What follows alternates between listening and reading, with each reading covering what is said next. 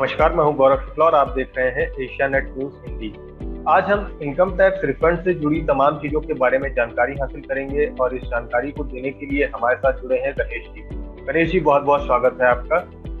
धन्यवाद गौरव।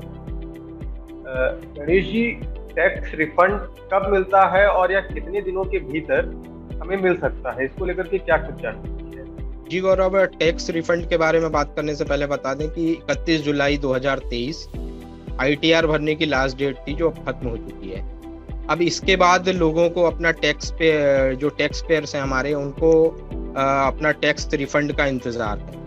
तो कुछ आंकड़े हैं जो उसके मुताबिक अगर हम बात करें तो आखिरी दिन यानी 31 जुलाई 2023 तक करीब 6.77 crore income tax return file किए गए थे।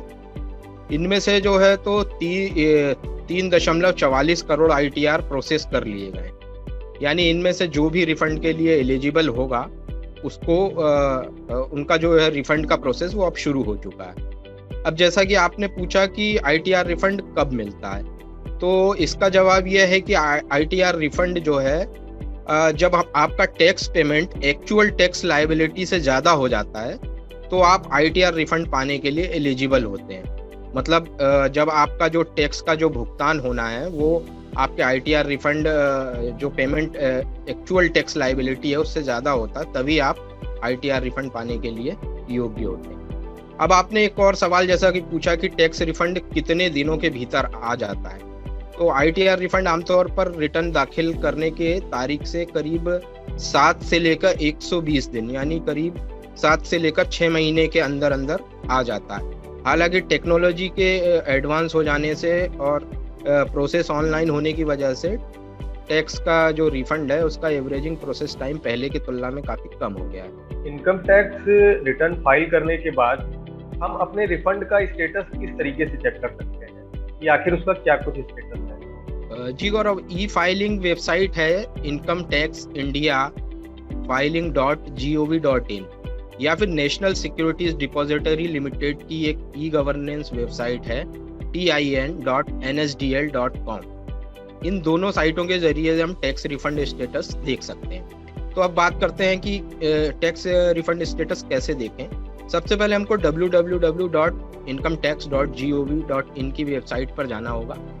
इसके बाद हमें यूजर ID जैसे कि हमारा पैन और पासवर्ड दर्ज करके लॉगिन करना होगा। इसके बाद E-फाइल ऑप्शन हमको दिखेगा, वहां क्लिक करना होगा। फिर इनकम टैक्स रिटर्न चुनना होगा और इसके बाद व्यू फाइल रिटर्न पर क्लिक करना होगा। अब हमको व्यू डिटेल्स ऑप्शन चुनना होगा जो फाइल किए गए नए ITR का स्टेटस दिखाएगा। इसके अलावा एक और वेबसाइट जो हमने बताई कि tin.nsdl.com, इसके जरिए भी इनकम टैक्स का स्टेटस जो है हम देख सकते हैं।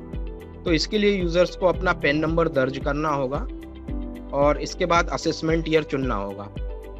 ये दोनों करने के बाद हम रिफंड पेमेंट का स्टेटस हमारे सामने आ जाएगा, जिसे हम आसानी से देख सकते हैं। इनकम टैक्स रिफंड में कई बार देखा जाता है कि देरी हो जाती है, तो इस देरी की क्या कुछ वजह है?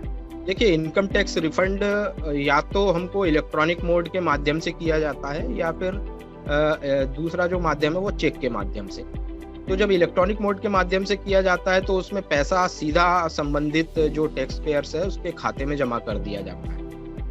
लेकिन कई बार रिफंड लेट हो जाता है, तो इसकी कुछ वजहें हैं, जिनमें सबसे पहली जो वजह है वो ये है कि अगर हमने बैंक अकाउंट देने में या बैंक अकाउंट के डिटेल्स में कोई गलती कर दी है तो इसकी वजह से लेट हो सकता है। दूसरी वजह यह है कि जैसे कुछ अतिरिक्त डॉक्यूमेंट या जानकारी की ज़रूरत है और वो हमने नहीं दे पाए हैं, तो उस मामले में भी जो है रिफंड देर हो सकता है।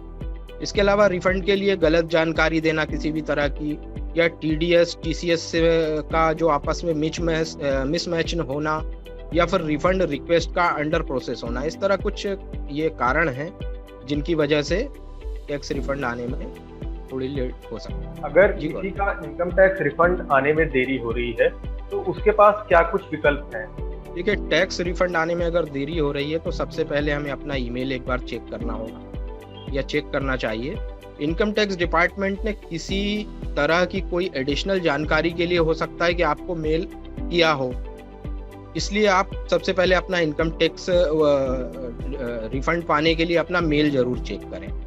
अगर ITR स्टेटस से पता चलता है कि रिफंड एक्सपायर हो गया है तो टैक्स पेयर रिफंड री इशू करने के लिए रिक्वेस्ट कर सकता है। इसके अलावा अगर स्टेटस में रिटर्न कोट अनकोट रिटर्न दिख रहा है तो ई फाइलिंग पोर्टल या फिर जो हमारा असेसमेंट ऑफिसर आकलन अधिकारी है उसके पास हम रिफंड री इशू के लिए रेज कर सकते हैं। जी गणेश जी, तो इनकम टैक्स रिफंड से जुड़ी तमाम जानकारी हमारे दर्शकों तक पहुंचाने के लिए आपका बहुत बहुत शुक्रिया। हमें आशा है कि आप ऐसी ही तमाम जानकारी और भी दर्शकों तक पहुंचाते रहेंगे।